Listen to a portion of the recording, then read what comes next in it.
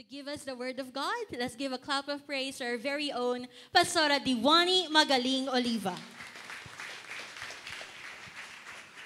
Praise God! Malakas sa palakpak po! Praise the Lord! Ayan, nakita nyo na kung sino ang behind the scene, ang boses na nagpapakilala sa akin. Siya po si Ate Genevieve. No? Boses na boses pa lang, talagang nakapangangatog na sa mga gawa ng kaaway. Praise God.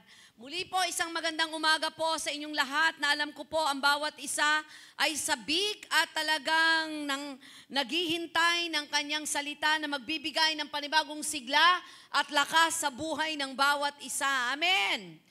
Pakiusap lang po, huwag kayong pupunta ng simbahan na wala kayong inaasahan sa Diyos. Dahil ang Diyos ay gumagalaw at kumikilos ayon sa ating pinananampalatayan at inaasahan na siyang kanyang kalooban. Amen po ba? Usapang revival po, ang ating tema ay Celebrate Jesus, Celebrate Revival. Let us celebrate revival. Amen.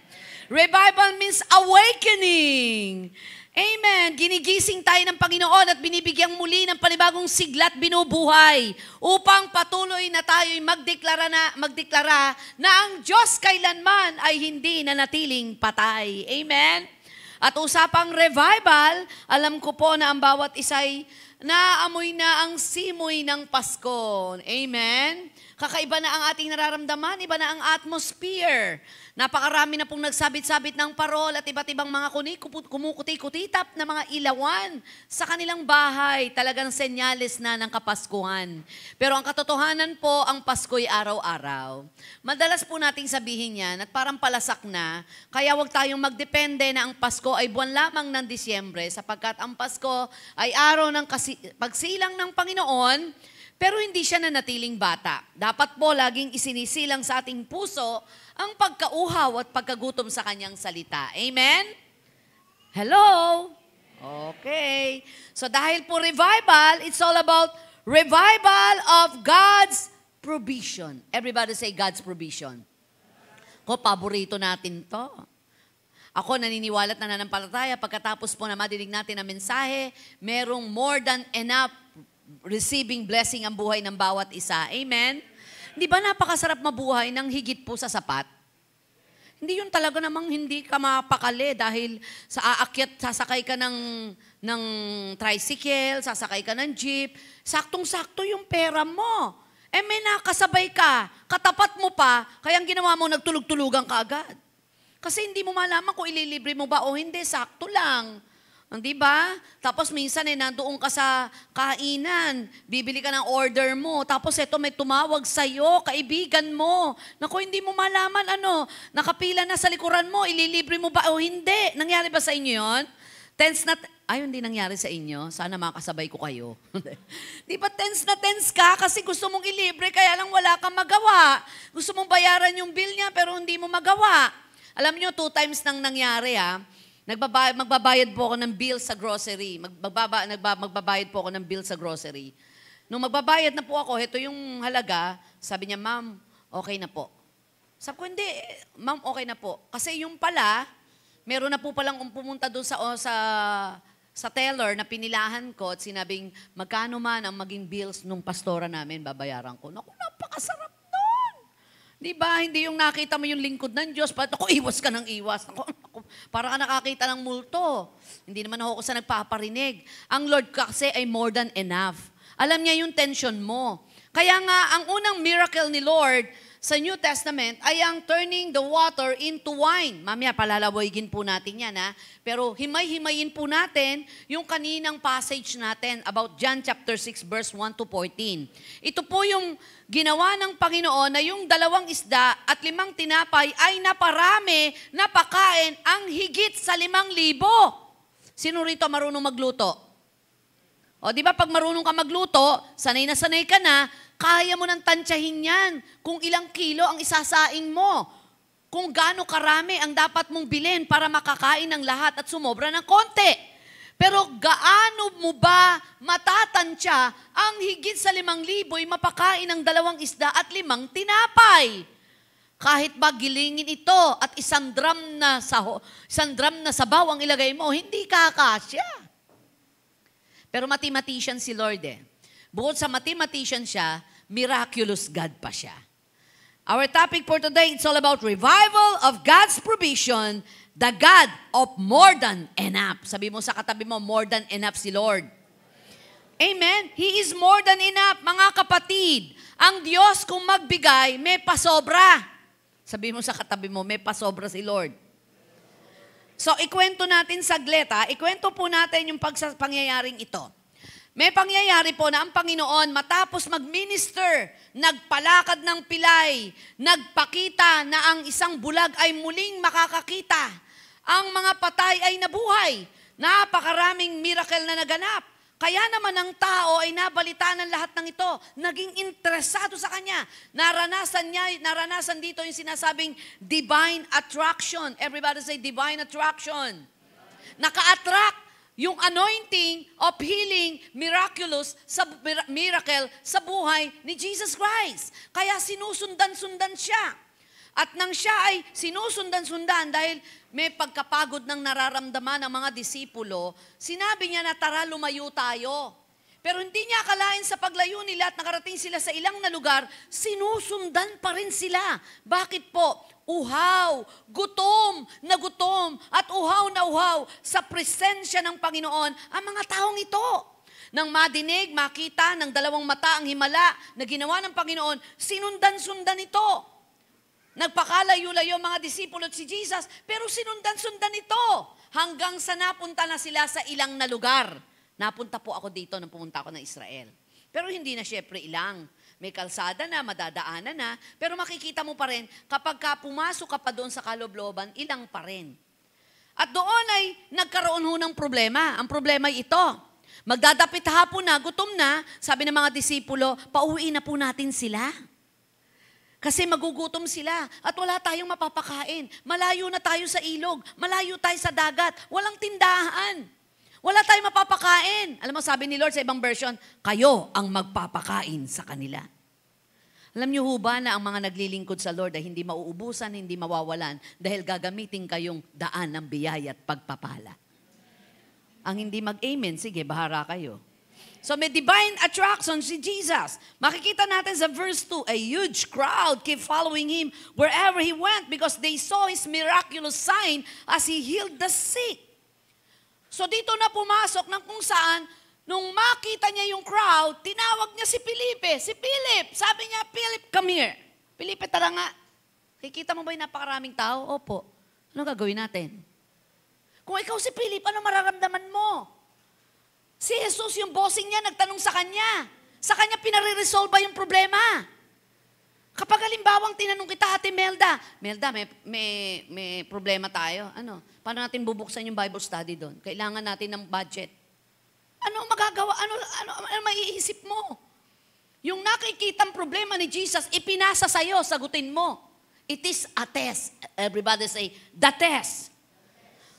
Sabi niya, when shall we buy bread that this may eat? Verse 5 to 6. And this he said to prove him for he himself what he will do. Tinanong ni Jesus si Philip, pero hindi ibig sabihin, hindi alam ni Jesus ang sagot. Alam niya. It is only a test. Yung mga guro, pag nagtanong niyan, okay class, define science. Tinatanong niya yon, hindi dahil wala siyang alam. Dahil gustong malaman ni teacher kung alam mo ba yung science. Kasi ako alam kong i-define. Alam ni Lord, i-define yung kawalan mo. Alam ni Lord, i-define yung kalungkutan mo. Alam ni Lord, i-define yung anxieties mo. Alam ni Lord, i-define yung fear mo. Pero tinatanong ka niya, alam mo ba solusyon dyan? Alam mo ba sagot dyan? So dito makikita natin, Philip answer in the natural. A quick summary indicates 5,000 people. Pero sabi ng mga Bible scholar, hindi talaga 5,000. Ang nailagay lang sa attendance, yung mga matatanda, senior, men, women, KKB, YN, pero hindi bata. Oops, hindi pa pala kasama ang mga women. Only the men, sabi ng mga Bible scholar. So ibig sabihin, after si Lord sa attendance, sabi mo sa katabi mo, buti na lang umattend ka. Pero bakante pa. After si Lord sa number. Amen. Hello. Nandyan po ba kayo? Higit po sa 5,000 to. Bakit? Hindi binilang ang bata. Pero kay Lord, attendance ang bata. Kaya sabi ng minsang nagdi-disciple si Lord, lumapit ang bata, sinasaway ng mga disipulo, kasi nga hindi kayo counted sa attendance. Sabi ni Lord, no! Come here! Palapitin sa akin ng mga bata. At doon, inanoint niya ang mga bata. Pinag-pray. Alam niyo, mga bata rito, nasa taas yung iba, nagkaroon ng children ministry, nagtatights din sila, tinuturuan sila ni teacher, mag-tights. Tinuturo sa kanila ang mga patungkol sa pagmamahal sa Diyos. Ang simbahan ay isang pamilya na itinuturo dito, tutulungan at gagabayan kayong mga magulang upang makilala nila si Jesus bilang Panginoon at sariling tagapagligtas. So balik tayo kay Philip, it is a test. So tinanong siya ni Bossing, tinanong siya ni Lord, at alam naman niya na si Lord ay nagpabango ng patay, nagpalakad ng pilay, nakakita ang bulag, pero sa pagkakataong to, parang hindi niya kilala si Jesus. Come on! Ang sinagot niya ay, ito lang oo, paano natin mapapakain yan? Ang sitwasyon, malayo po tayo sa kabiasnan. Ang sabi, pauwi na po natin sila. Isang area lang yata ang pagkakilala mo, Philip, kay Jesus, nagpapagaling na may sakit. Hindi mo ba alam na nagpapabusig din ng tiyan itong si Jesus? So dito makikita natin, it is a test. A test is designed to draw out something from you. There's gonna be a revival in this land. Amen. May magaganap na revival. Pag bumababa ang revival, hindi isang area lang ng buhay natin ang i-revive niya. Naniniwala ba kayo, pati ang kabuhayan ng buhay natin ay kaya niyang i-revive? Di ba meron tayong salitang, namamatay ang business ko, namamatay ang kabuhayan ko. Kasi gusto ng Lord, bagamat under the curse ang tao, sinumpa ang tao dahil sa kasalanan, sabi ng Biblia sa unang tao, mula ngayon, lalaki, ikaw ay maghihirap, kakayod, magbubungkal ng lupa para mabuhay mong iyong pamilya. At ikaw naman babae, mahihirapan ka sa panganganak. At ikaw satanas, ikaw ay susumpain at gagapang sa lupa. Yun ang sumpa. Pero bagamat tayo nasa ilalim ng sumpa, God is a God of miracle and God is a God of provision. Tuturuan niya tayo. Sabi ng Bible, tuturuan kita para ka umunlad. Iba yung tutulungan, tuturuan. Kasi pag tutulungan, pwede niyang buhatin. Pero yung tuturuan, tuturo niya sa para buhatin. Ano gusto niyo? Tutulungan, tuturuan? Pareho, Lord. Pero mas mataas yung tuturuan. Tuturuan kita kung paano buhatin niyang pagsubok. Kesa tutulungan kita. Pag tinulungan kita, hati tayo sa pagbuhat. Pero yung tuturuan kita, kakayanin mo kasi tinuruan kita. Mas nakakatiba yung tuturuan kita. Nakaka-spoil yung tutulungan kita. Nandyan po ba kayo?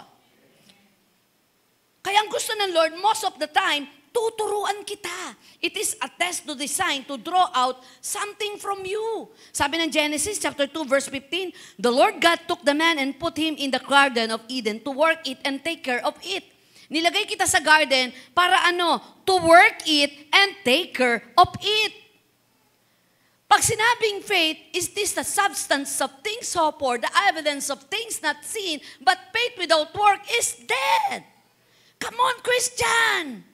Ang faith, hindi yung uupo ka lang, sabi ng dibdib mo, bibigay ni Lord, bibigay. Pero walang work, walang wisdom. Magtrabaho ka at makikita mo ang aking provision at miracle. Yung kulang na nakikita mo, pag inilagay mo sa kamay ng Diyos, sumusobra yan. Ang Kristiyano kasi kulang sa strategy or diskarte. Naalala ko nung tinestimony ko kaninang umaga. Nung dumating sa point na parang papasok ang kagipitan sa buhay namin, ay sinaklot ng takot kaming mag-asawa, lalo na si Pastor John. Dahil galing siya sa sukdulang hirap ng buhay, nagiging daan ay yung takot niya na makabalik siya sa nakaraan at makasama pa ang aming pamilya, ang aking mga anak. Inabot niya na ang pinangarap nilang niya ay makainom ng kape. Imagine that. Gano'n ba kahirap yun ang ini-imagine mo yung makatikim ng kape? Gano'n ba kahirap yung ini-imagine mo na sana po may magbigay man lang sa akin ng bago-bagong brief? Binatilyo na hindi pa nagbi-brief. Gano'n ba kahirap yun? Personal na bagay lang na para sa pang-comfort mo, wala ka. Ang hirap nun. Gano'n ba kahirap na minsan nalilipasan ng gutom? Minsan, hahabulin tayo nun, yun ang magiging takot natin, nawawala ang faith natin. Nagiging warrior tayo, puno tayo ng anxiety, lalo na kapag nakaranas tayo ng ginawa sa buhay.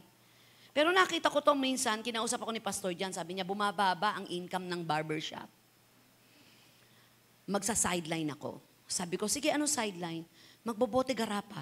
Natingin ako sa kanya. Yun yung dalawa na yung anak namin. Sabi ko, Dad, nakakabili pa tayo ng gatas. Bababa nga lang ang quality ng gatas natin. Posibleng ang gatas na paiinom natin sa anak natin, gatas pang matanda na. Sabi ko, anyway, di ba, wala naman sa iniinom at kinakain yon, basta may natural na wisdom. Sabi ng asawa ko, hindi, iba pa rin yung meron tayong sobra.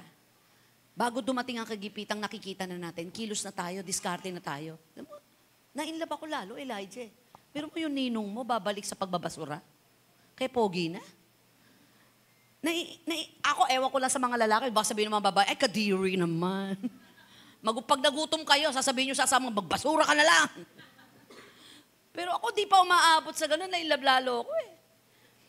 Sabi ko, aabot pa tayo dun, Dad? Tumutulo na yung luha ko. Sabi niya, huwag ka mag-alala kasi magtatakip naman ako ng muka. Mata lang ang bukas. Kasi nung binata ako, nung nagbote garapa ako, sabi ko, tsaka hindi naman nakakahiya yun, walang puhunan doon. Bote. Ganun lang naman. Yung iba, ibibigay lang. Alam niyo, lumuhod ako sa Panginoon, hindi dahil ikinahihiya ko yun. Una, nagpasalamat ako. Sabi ko, grabe, jackpot ako sa asawa ko. Dahil ang hiningi kong asawa, lalaking mahal ang Diyos at mamahalin ako. There is power in love. Power of love. Diba? Kasi pag umiibig ka sa Diyos, hindi mo tatantanan ng Diyos. At kapag umiibig ka sa isang tamang babae o lalaki, magsisipag ka, mabuhay mo lang siya. Nung lumud ako sa Lord, Lord, kung kalooban mong ibalik siya para tanggalin anumang yabang na meron kami, at para makita po namin that you are a God of many ways. So be it, Lord, be it. Kinabukasan, nagulat kami. Yung kita ng barbershop namin, halos hindi makakain si Pastor Jan sa dami ng customer na pinadala ng Diyos. Na yung kinita nung maghapong yon ay kita ng buong isang linggo. So confirmation. Hanggang sa dumating sa point, tuloy-tuloy. Imagine, dumating sa point, pintong barbershop namin isinara. Hindi dahil bankrupt. Kami ho ang nagkaroon ng negosyo. Sinara, hindi dahil bankrupt. Nakonsumiho kami. Bakit po? 30 gupit ang i-report sa'yo ng barbero, 10 lang, pero napakaraming gupit na buhok. At ang barbershop po namin, dinadala ng kasalanan, nagkakaroon ng inuman, nagdadala ng babae. Hindi kayang sikmurain ni Pastor Jan. Pinasara lahat. Pangalawa, ang ni-reveal ng Lord sa amin, stand alone. Baka pwede na yung business partner mo, maghiwalay na kayo ng maayos. Bayaran mo lahat ng puhunan na pinuhunan niya at kumita na siya ng mahabang panahon. Naging maayos po paghihiwalay namin. Hanggang sa natira, isang barbershop na lang, 2 yung anak ko. Naka-private school. Pero akalain mo, kapag nasa gitna ka ng kalooban ng Diyos, pag nasa gitna ka ng gusto ng Diyos, yung kita ng isang barbershop namin ay higit sa kita ng 7 barbershop na isinara namin. Because of God's provision. Divine attraction. Hindi kagandahan ng aming barbershop, Ate Puyet. Pero pinupuntahan ng hindi birong tao. Isang gupit lang, 500, 1,000. Bakit? Yung naging natala sa Genius World of Record na nakapagpalipad ng pinakamalaking eroplano sa buong daigdig, customer naman ni Pastor Jan yun. Yung dating vlogger na tumanda na ngayon, customer naman ni Pastor Jan yun. Bakit? Ang pinapupuntan ng Lord, hindi yung pag nagpagupit, kulang ang gupit. Kulang ang bayad. Kaya naman in return, lahat ng pastor na ginugupitan ni Pastor Jan, libre lahat yun. Binabalik niya. Nakita ko ho doon, a test is designed to draw out something from you. Diskarte naman, brother. Initiative naman, may kusa, may pangunguna. Hindi lamang sa personal na buhay. Bababa na ang kabuhayan, wala ka pang ginawa kundi ilehans ng ilehans. Panahon natin nun, Flor, di ba? Pag may nagustuhan tayong sapatos, lehans ng lehans. Na-lehans na yan ngayon, makukuha mo na yan. Hindi na uso sa akin yung ilelehans mo, babalikan mo. Ang uso ngayon, tingnan mo, diyan ka lang. Babalikan kita, kakain muna ako. Iisipin ko kung gusto kita. No isang araw po, nagpasama ako, bili ako ng blouse kasi makikita na naman ako dahil may live ako, tsaka taping.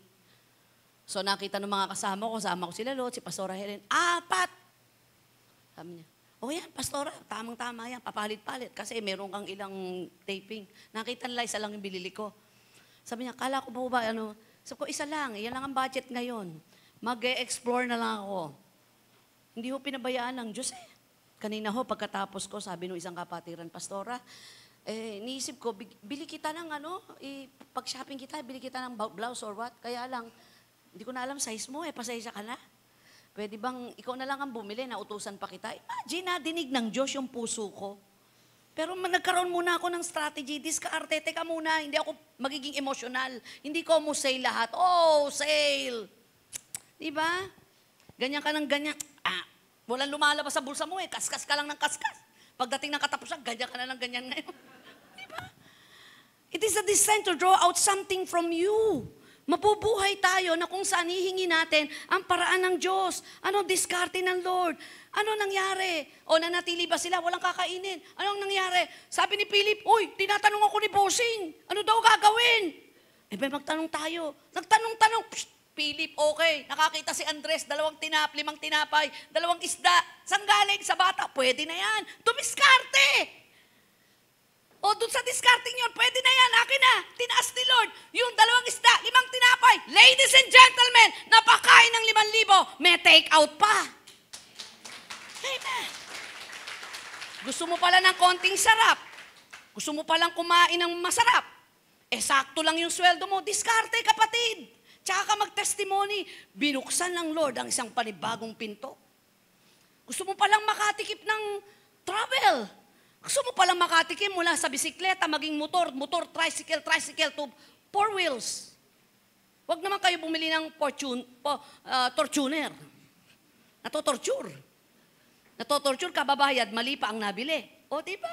Wisdom. Hindi tayo nagtuturo dito. Hintay ka lang, pagpapalain ka ng Diyos. Mag-pray ka ng hihipuin ngayon. Lord, mahipo sila.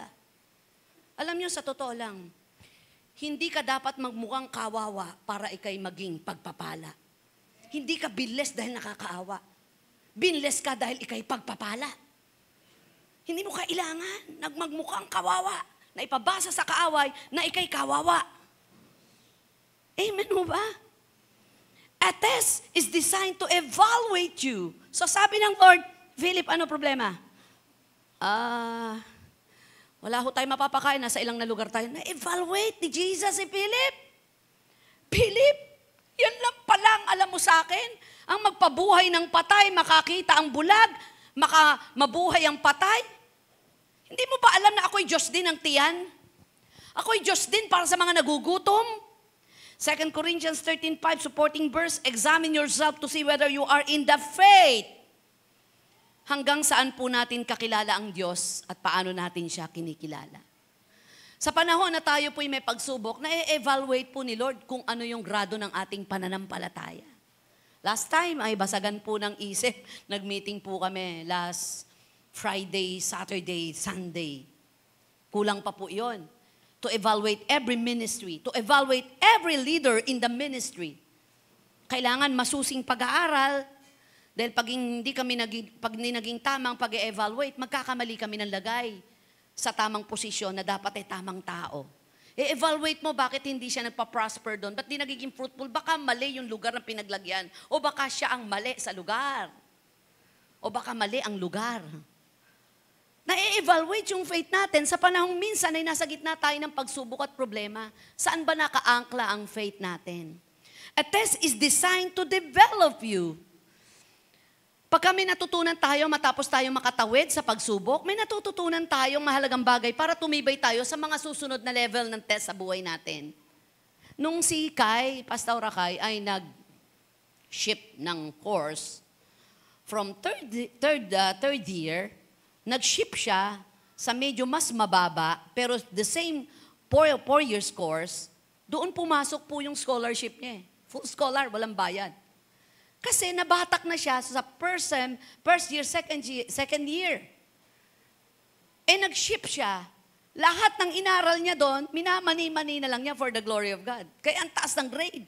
Hindi nagsasasakit ang ulo, walang pressure. Kasi yung course niya ay halos sakop ito ng isang course. Pinagdaanan niyang mabatak siya. Alam niyo mga kapatid, babatakin ng gusto ang buhay natin para ang makita sa pagbatak na ito ay ang kalakihan at kalaparan at kadamihan ng Diyos na buhay. Amen? A test is designed to develop you. All things were made through Him, and without Him was not anything made that was made. So never despise small beginning. Saan nagmula? 2 isda, 5 tinapay. Si Lord, mapansin niyo po from Old Testament, tingnan po natin. Sa Old Testament, si Lord more than enough na. Bakit? Yung babae na merong isang boteng langis, pagkatapos nun mamamatay na siya, baon pa ng utang, ano sabi ni Lord? Manghingi ka sa mga kapitbahay mo ng basyo. So nanghingi sila ng basyo. Hindi natin alam kung gaano karami yung basyo. Kung ito ba ay 1 sako, 2 sako, 3 sako. Nung nakapag-ipon na siya ng maraming basyo, sabi ng Lord sa kanya, sa pamamagitan ng propeta, magkulong ka sa kwarto. At yung isang boteng langis mo, isalin mo na isalin. So sinalin niya na sinalin. Alam niyo ba na hindi tumitigil yung bote ng langis hanggat merong sinasalinan? Nalibang siya. Nagulat na lang siya, wala nang tumulong langis kasi tapos na lahat, ubos na yung basyo. So ibig sabihin, hanggat may pangangailangan ka, ladies and gentlemen, hindi matatapos ang pagbuhos, ang pagbibigay ng Diyos para matugunan ang pangangailangan mo, malibang mag-disconnect ka na. O ano pang provision ng Lord? Hindi ba ang provision ng Lord? Nung nasa ilang sila, umuulan ng mana at pugo. Sabi ng Lord, kumuha kayo ng ayon lang sa bilang ng pamilya nyo na masasatisfied kayo maghapon. Ano nangyari? Ano ginawa ng iba? Kumuha ng sobra para bukas. Naging dwapang. Ay, sorry, mali. Naging ganid. Ano nangyari kinabukasan? Nabulok. Anong message ng Lord? Ang araw-araw nating buhay, laging may provision ng Lord. But it doesn't mean hindi ka maghahanda sa susunod na buhay mo. Huwag ka lang lamunin ng paghahanda sa susunod na buhay mo. Let us enjoy everyday life. Ang buhay na ito, pagising mo, isang malaking milagro at pagpapala. Hindi lahat ay inaabutan ng pagsikat ng araw. Merong nag-almusal na bilaukan, namatay, diretso na sa libingan. Ang isang milagro pong meron tayo ngayong umaga, mga kapatid, nagising tayo. Kahit nakatulugan po natin ang problema at pagsubok ay iniisip natin. Tapos, New Testament, the first miracle of Jesus is? The first miracle of Jesus sa New Testament. Turning the water into wine.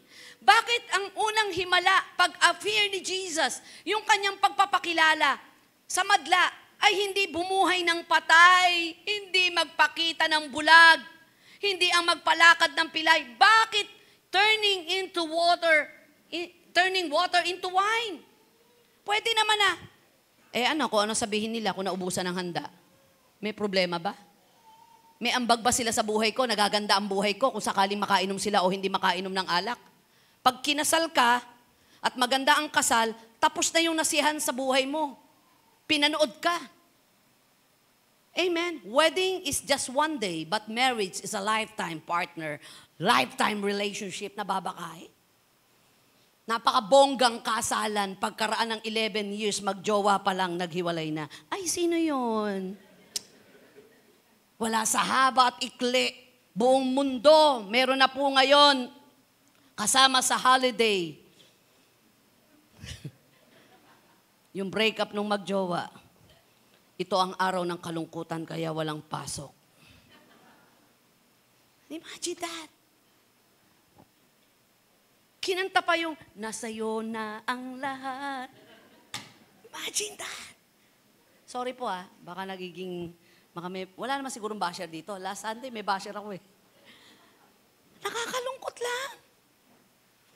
Nasa Diyos na ang lahat. Wala sa kanino man na minamahal natin. Magkukulang at kapos yan. Palakpakan natin ang Lord. Do not despise this small beginning, says the Lord, Zechariah 4:10, for the Lord rejoices to see the work begin. Ang ginagawa ng Panginoon, hindi ka tutuyuin. May gagamitin pa rin ng Lord. Ano ang natitira sa'yo? Isang boteng langis na lang. O ano natitira dyan sa handaang yan? Konti na lang, pero maraming tubig. Okay, yung tubig na yon gawing pinakamasarap na alak. Sabi ng mga Bible scholar, kaya daw kinapos kasi ang handaan ng kasalan noon, 1 linggong kainan. Punta ng punta ang mga tao. Buti nga ngayon, ang kasalan, kalahating araw lang. At RSVP pa. Pero nung araw, kahit hindi imbitado, pumupunta. Bakit? Isang napakagandang pangyayari ang ikakasal ng mga panahong yon. Kaya naman dyan inilistulad ang pagdating ng Lord. We are all the bride and He is our groom. Amen. And never despise small beginning. Kung ano meron ka. Ano meron kay Moses? Tungkod. Yung tungkod na yon ang napakaraming ginawang himala. Ano meron kay Elijah na ibinigay kay Elisha? Balabal, pero ang daming ginawang himala. Ano meron ang pinagpakuan si Kristo? Krus, pero yung krus na yon ang nagligtas.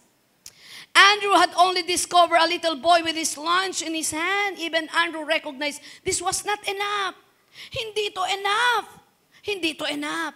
But God is a God of provision. What kind of provision? Verse 10, tell everyone to sit down, Jesus. So they all sat down on the grassy slopes. Verse 10 ng NIV, Jesus said, have the people sit down. There was plenty of grass in the place and they sat down. About 5,000 men were there. O imagine, lalaki lang ang binanggit.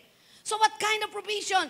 What kind of provision? The provision of rest. Everybody say rest. Itong mga taong to, pagod na pagod, uhaw na uhaw. Galing po sa trauma. Naghabol kay Jesus. Ano sabi ng Lord? Okay, sit down, sit down. Take a rest. Alam mo kung anong klaseng rest lang to? Hindi rest na pinahinga ang pahinga. Dito yung sinabing Psalms 23, He makes me lie down in the green pastures. Pero literally, sabi nila, sige, grupuhin mo, umupo sila sa damuhan. Ako tingin ko pag samasamahin ng men, di ba? O yung mga kababahian, kahit di counted dyan, pag samasamahin. Groupings, nagkaroon ng life group, Ate Mel. Habang may life group, didistribute ang fish and bread. Come on, palakpakan natin si Lord. We are living in a day of extreme weariness. Our mind are tired. Our bodies are tired. Our heart are tired. Our nerves are tired. Everything about us is tired and exhausted. Naranasan nyo ba lahat ng nerves nyo tired? Cause of stress? Naranasan ko po yan. Sabi ko, sakit lang lahat ng ugat ko sa katawan. Pero huminga lang po ako ng malalim. Nagpray ako sa Lord at habang ako'y nagpe-pray, tumuturo ang aking luha. Umawit po ako ng Panginoon, I speak Jesus. Then suddenly, binigyan niya yung Philippians chapter 4, verse 7 says, and the peace of God which surpasses all understanding will guard your hearts and minds through Christ Jesus. Imagine, hindi lamang inabot ng Lord ang tiyan nila, inabot pa rin ang isip at puso nila. Dahil kung pakakainin sila ng kahit eat all you can yun, fish and bread, pinakamasarap na tinapay sa balat ng lupa, pinakamasarap na isda sa balat ng lupa, eat all you can sila, pero hindi lang yun ang gusto ng Lord. Naranasan nyo bang kumakain ka pero in trouble ka? Yung bang kumakain ka pero hindi mo nanalasahan, bakit? Kumukwenta ka eh. Pero naranasan nyo ba na hindi kasarapan ang kinakain mo pero payapa ka, nakangiti ka, kataas pa yung paa mo eh. Imagine that, the provision of rest. Let us rest in the presence of God. Sa panahong ikaw ay nagkakatanda-tanda, ikaw ay 17 pa lang, ay mukha ka ng 47, sa dami ng inisip sa buong mundo, dumagdag pa ang breakup nila, pahinga tayo sa presence ng Lord. Let us rest in the presence of God. Napapagod ba ako? Opo naman, physically. Nung ako'y nasa 40 hanggang 40, 45, bago mag-50, name it, 5 preaching in one day, kaya ko po. Paano nangyari yun? Per second, third. May pagitan po, meron na akong mentoring coaching. Pagdating po nun, meeting, coaching, mentoring, so equivalent to 5 preaching. Per second, third, pagdating po ng evening service, nagturo pa po ako sa McDonald's nung gawain ni Pastor Jan. Pagkatapos nun, may mentoring, counseling pa po ako. Ang lakas-lakas ko. Inaaya ko pa nga sila, jogging tayo. Because the joy of the Lord is my strength. Iba kapag ka ikaw ay pinupuspos ng kalakasan at katagumpayan na galing sa Lord. Amen! Ano pa po yung provision? The provision of miracle supply. What is miracle supply? What is miracle? It is a surprising and welcome event that is not explicable by natural or scientific laws and is therefore considered to be the work of a divine agency. Everybody say surprising. Nakakasurpresa yun kasi alam nila walang makakain. Abi, akalain mo 2 isda, tipuyet, tinaas at 5 tinapay, pagbaba, igit sa 5,000 na pakain, sumobra pa, may take out pa. Napakasaya nun. Pinagaling ka na sa rayuma mo, kumain ka na't nabusog na masarap na tinapay at isda, may pauwi ka pa. Pag uwi mo, sabi ng mga anak mo, naisang ka ba galing ang tagal-tagal mo? Nung ipinakita mo yung tinapay at isda, lagi ka nga alis, Nay. O, di ba ha?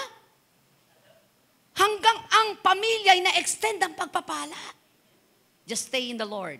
Come on. If you stay in the Lord, pati ang pamilya natin uuwian ng pagpapala. Amen! Then Jesus took the loaves, gave thanks to God, and distributed them to the people. Afterward, he did the same with the fish, and they all ate as much as they wanted. After everyone was full, Jesus told his disciples, now gather the leftovers so that nothing is wasted. Balutin mo ako. O, di ba? May balutan na nung araw. Biblical pa lang yan. Pero magbabalot ka pag nakakain na lahat. Diyos ko naman, di pa nag-umpisa ang daan. Balutan. Diba? God does not limit Himself to human reason. Preparation from the promise, obedience to the word. Sabi ni Jesus, sige, diskarte. Kayo magpapakain sa kanila. Nag-obey sila. Nag-obey. Jesus took charge. And this is the great things began to happen. You are in good hands with Jesus. Everybody say, I'm in good hands with Jesus.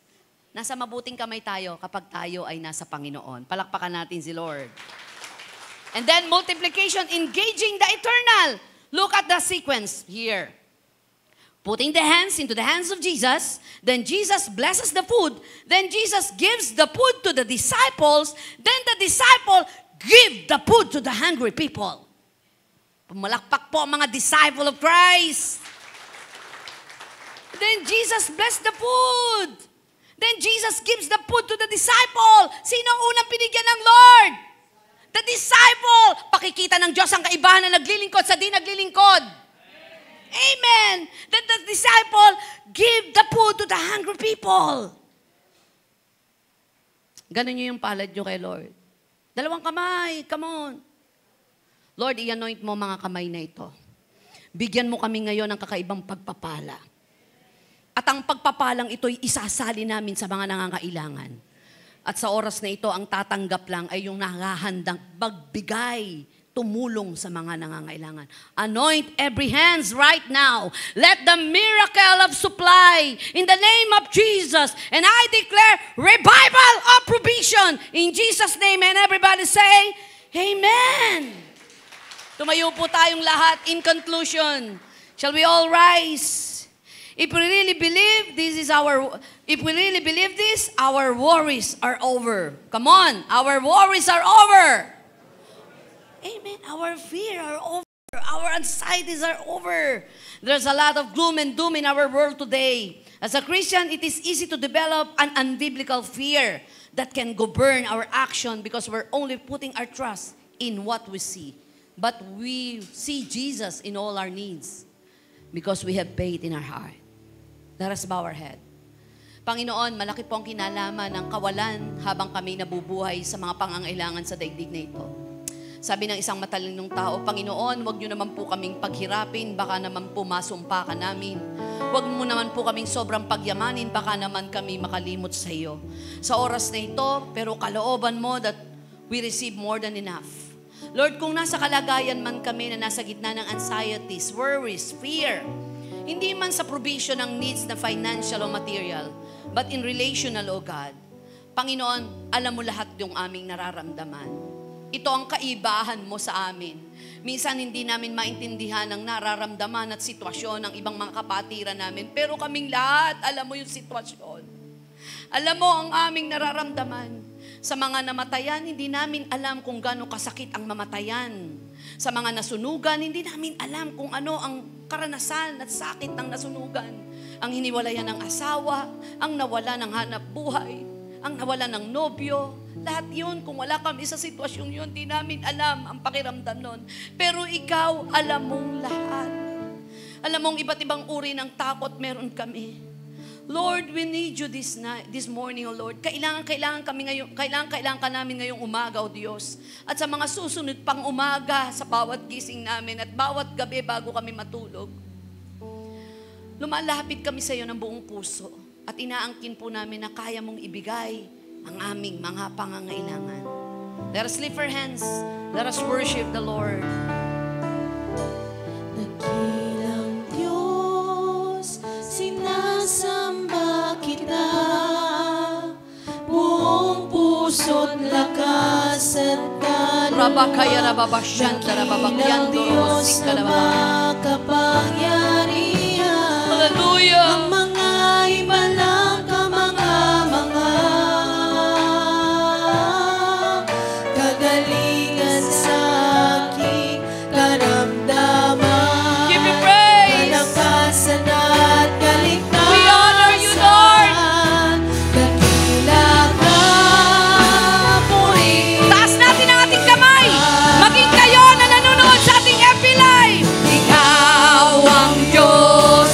You are a God, a miracle working God. Di ka nagbabago, ngayon at kailanman. Lift your hands. Kapangyarihan mo'y Jesus. kamahal. Rabakaya rababasaka rabalahande. Jesus, ikaw ang Have faith. Diyos na Activate your faith. himala. Rabakaya rababasaka rahan. Ikaw ang Diyos na himala. Di ka nagbabago, ngayon at kailanman. Kapangyarihan mo'y kamangha-mangha. Oh, we give you praise. Jesus, ikaw Sa huling awit po, let us activate our faith right now in the name of Jesus. ikaw ang Diyos na Oh, we give you praise. There's gonna be a revival of provision. nagbabago.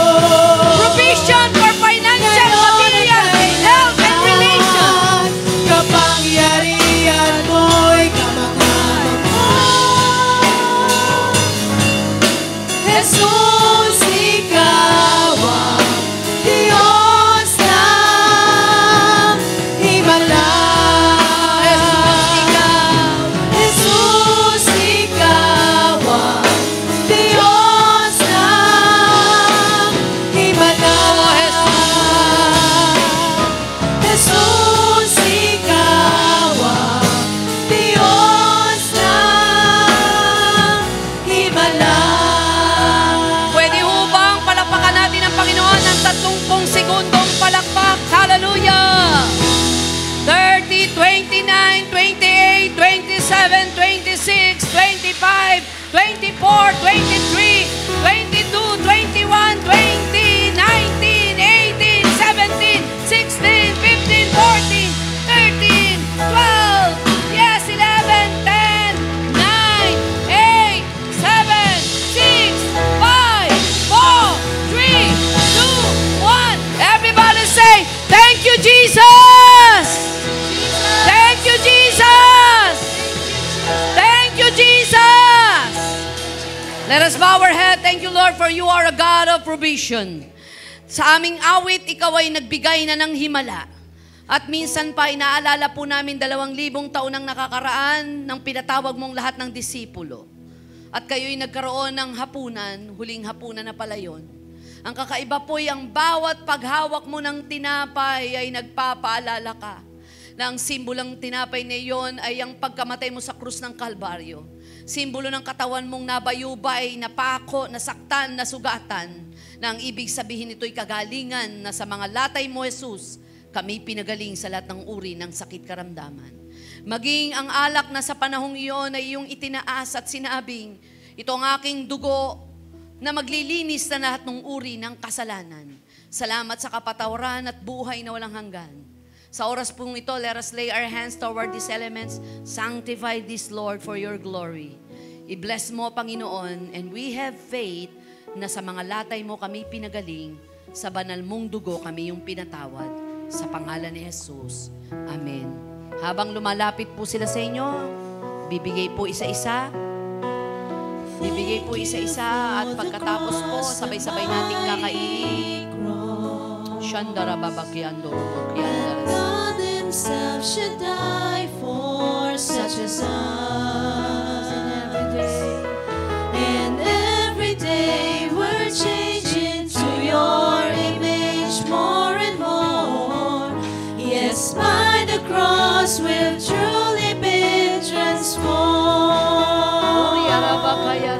We're so amazed. Pwede ba itaas natin ang ating tinapay? Simbolo po yan ng katawan ng Panginoon. Manampalataya po kayo. Maging kayo na nandyan, nanonood ng FB Live. Sa mga latay ni Jesus, tayo'y pinagaling. Binigyan ng bagong kasiglahan. Binigyan ng kalusugan. Have faith that Jesus is our healer. Hallelujah. By the power of the cross. Taas po natin, Panginoon, sa ngalan ni Jesus, dinideklara po namin ang kalusugan, kalakasan, kagalingan sa lahat ng uri ng sakit karamdaman, sakit sa pisikal, emosyonal, mental, espiritual, relasyonal, maging sa pinansyal at material. We declare your revival, Lord, sa aming buhay. Sa pangalan ni Jesus, sabay-sabay niyo pong kainin. Hallelujah, hallelujah. Taas po natin ang juice. Deklara po natin, Panginoon, sa banal mong dugo na nabubo sa krus ng Kalbaryo, kami pinatawad sa lahat ng uri ng kasalanan. Kasabay nito'y kaligtasan ng buong aming sambahayan. Dinideklara namin, Panginoon, kami at ang aming pamilya ay kay Jesus, kay Yahweh, kay El Shaddai, na aming Diyos na tagapagligtas, na nagbibigay ng lahat ng aming pangangailangan, ang aming paglilingkuran. Sabay-sabay po nating inumin. Oh, thank you, Jesus. Thank you, Lord. We give you praise, we give you honor. We bring back all to you the glory, all the praises. In the mighty name of Jesus we pray. Everybody say, Amen.